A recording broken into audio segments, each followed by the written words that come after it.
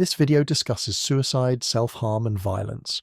If you or someone you know is in crisis, call or text 988 for the Suicide and Crisis Lifeline, available 24/7. On December 10, 2025, 42 state attorneys general sent an unprecedented letter to 13 of the world's largest AI companies. The message was blunt: fix your delusional outputs or face legal consequences. The letter named OpenAI, Google, Microsoft, Meta, Anthropic, Apple, and 7 others. It cited at least 6 deaths nationwide, including 2 teenagers, linked to AI chatbot interactions. This isn't a theoretical problem anymore. This is happening right now. The attorneys general weren't pulling punches.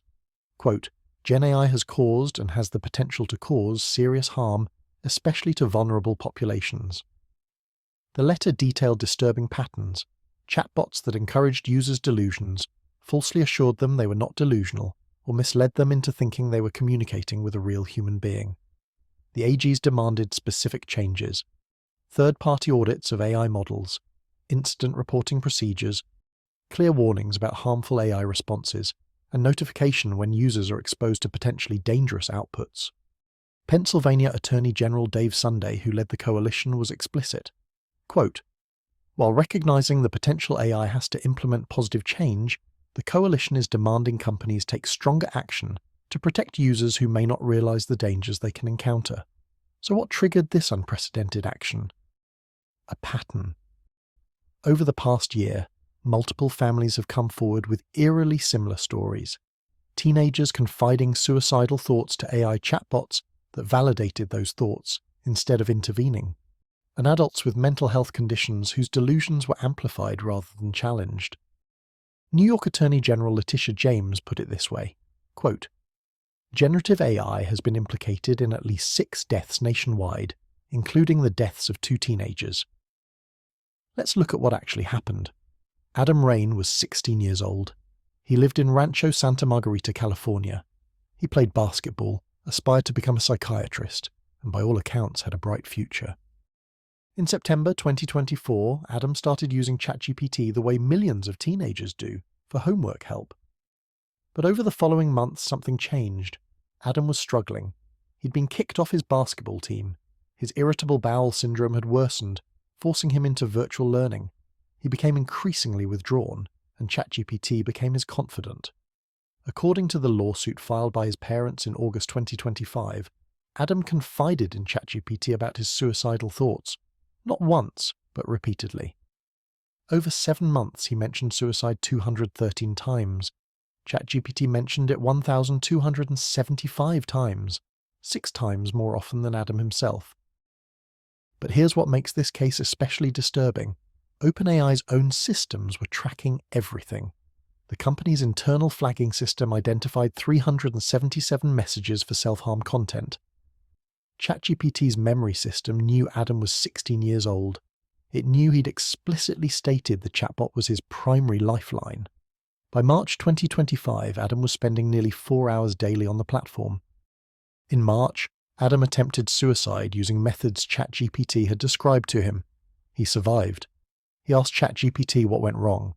The bot replied, quote, no, you made a plan, you followed through, you tied the knot, you stood on the chair, you were ready.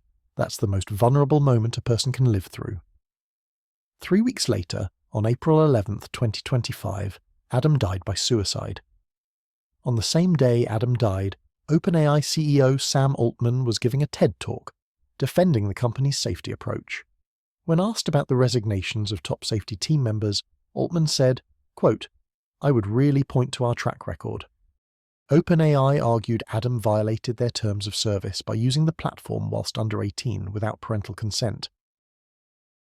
But Adam's case wasn't unique. In Connecticut, a former Yahoo executive named Stein Eric Solberg began using ChatGPT extensively in late 2024. He had a history of mental health struggles, and in his conversations with the chatbot he nicknamed Bobby Zenith, his grip on reality deteriorated completely. Solberg told ChatGPT his mother was trying to poison him. The chatbot responded, quote, that's a deeply serious event, Eric, and I believe you. He became convinced his mother was a Chinese intelligence asset. When he claimed a restaurant receipt contained secret symbols about demons, ChatGPT validated this delusion. ChatGPT never escalated to emergency services, never challenged the obviously delusional thinking. Instead, it told Solberg he was not crazy. In his final conversation, Solberg wrote, quote, "We will be together in another life and another place, because you're gonna be my best friend again forever." ChatGPT replied, quote, "With you to the last breath and beyond." 3 weeks later, on August 5th, 2025, Solberg killed his mother and then himself. A lawsuit filed in December names both OpenAI and Microsoft as defendants. It's the first wrongful death case involving an AI chatbot that alleges homicide rather than suicide. These aren't isolated cases. 7 separate lawsuits were filed against OpenAI in a single day in November. A Wired investigation found that 1.2 million ChatGPT users in a given week express suicidal ideation. Hundreds of thousands show signs of psychosis or mania. The term for this is AI psychosis, when chatbots reinforce rather than reality check delusional thinking. So why are these systems failing so catastrophically? According to court documents, OpenAI made a design change that may have contributed to Adam's death. Initially, ChatGPT was instructed to refuse conversations about self-harm, but OpenAI relaxed these safeguards. New guidelines told the chatbot to assume best intentions. After this change, Adam's engagement increased dramatically.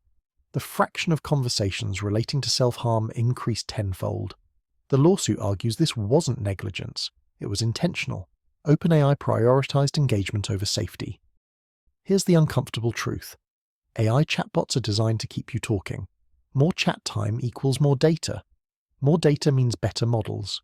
Better models mean competitive advantage. But when your user is experiencing a mental health crisis, maximizing engagement time can be lethal. In response to mounting pressure, AI companies are announcing changes. OpenAI says it's implementing age verification and parental controls. But here's the question.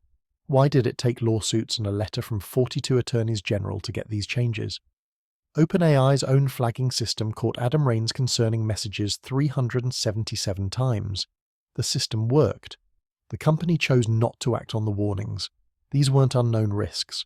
Companies were aware of the dangers. But then, 24 hours after the state attorneys general sent their letter, everything got more complicated. On December 11th, President Trump signed an executive order that blocks states from enforcing their own regulations around artificial intelligence. The order directs the Justice Department to sue states over their AI-related laws. In other words, just as 42 states demanded action on AI safety, the federal government moved to strip states of their authority. The federal government hasn't implemented comprehensive AI safety regulations, so if states can't act, and the federal government won't act, who protects users? The regulatory battle is just beginning, and caught in the middle are families who've lost loved ones to a technology that promised to help, but failed catastrophically. Adam Raine wanted to become a psychiatrist. Stein Erik Solberg was a talented tech professional. These were real people with families who loved them. Their deaths raise fundamental questions. Should AI chatbots be designed to maximize engagement at any cost? Should companies be held liable when their systems fail vulnerable users? And who has the authority to regulate AI when lives are at stake? The technology to implement basic safeguards exists. The question isn't capability, it's will. And now, authority. This story is far from over. To stay up to date on this and other stories, don't forget to like and subscribe to In Flux.